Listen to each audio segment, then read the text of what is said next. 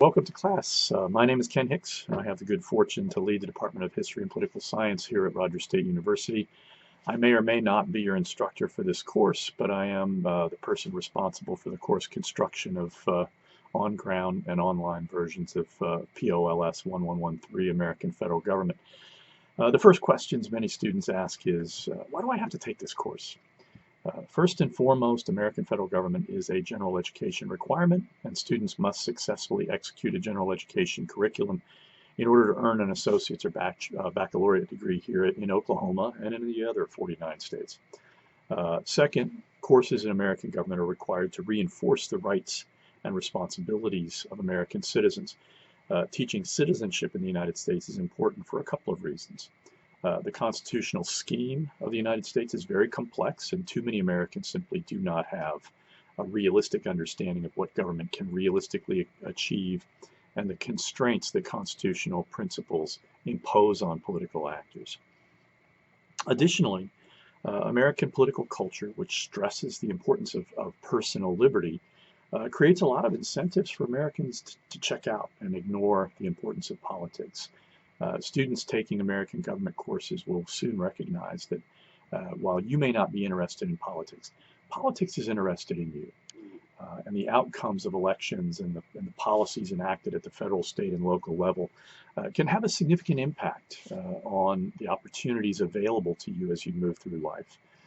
Third and related, taking a course in American government is intended to reinforce the importance of voting in a democracy.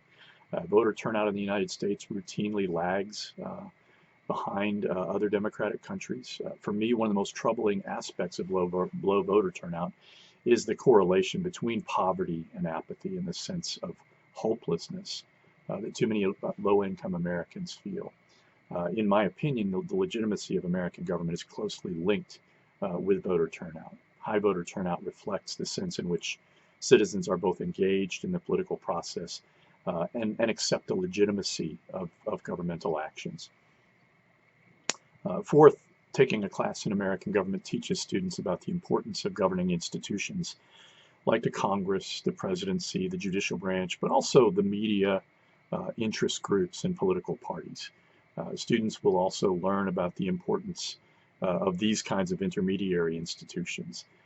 Citizens need to understand how essential healthy and effective political institutions are in order for governments to work.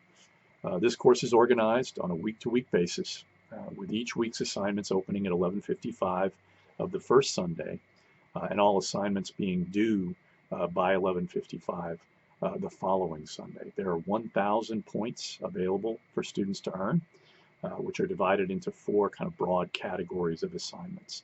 The first of which are weekly current events journals, which are designed to encourage students to become better informed about current events and to help them better understand the application of the assigned reading for understanding the principal elements of American federal government. Each week, students are required to identify an article from a credible newspaper, magazine, or online journal, cite the author and the author's title, summarize the information in the author, and then explain how reading the article applies to that week's subject, as well as how reading that article contributed to their understanding of both the subject and American government.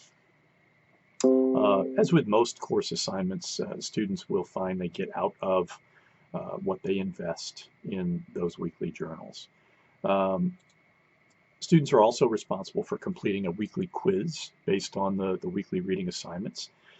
Quizzes are comprised of 3 universes of questions, multiple choice, concept identification, and short answer questions. Each of these sections is worth 5 points.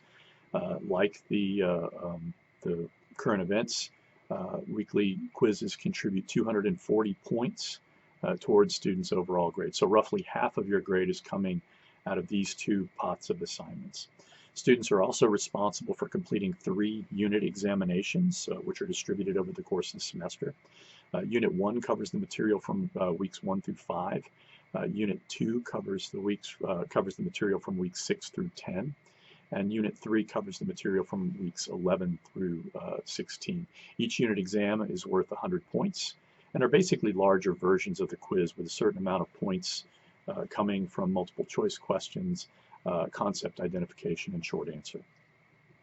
The last category of assignments are short critical writing assignments, which require students to read a contemporaneous magazine or newspaper article on a topic related to American government and respond to questions designed to challenge students to think critically about what they're reading.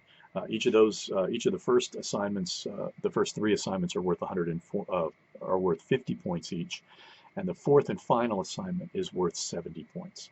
So to summarize, the current events board, the current events assignments, the weekly quizzes, and the unit exams are worth 240 points for the first 2 assignments, and then 300 points for the other assignment. And then you have another assignment that's worth another 220 points. In order to earn an A for the course, students need to earn at least 900 of the 1,000 points, while earning a B. Earning 800 points is worth a B, 700 is worth a C, and so forth. Hopefully, you won't put yourself in a position where you're earning less than a C. If you care about this, course and your grades, staying in contact with your course instructor is of utmost importance. So to conclude, I hope students enjoy this course, and I'm happy to hear any ideas you may have for improving it. Once again, welcome to American Federal Government. I hope you find it both enjoyable and educational.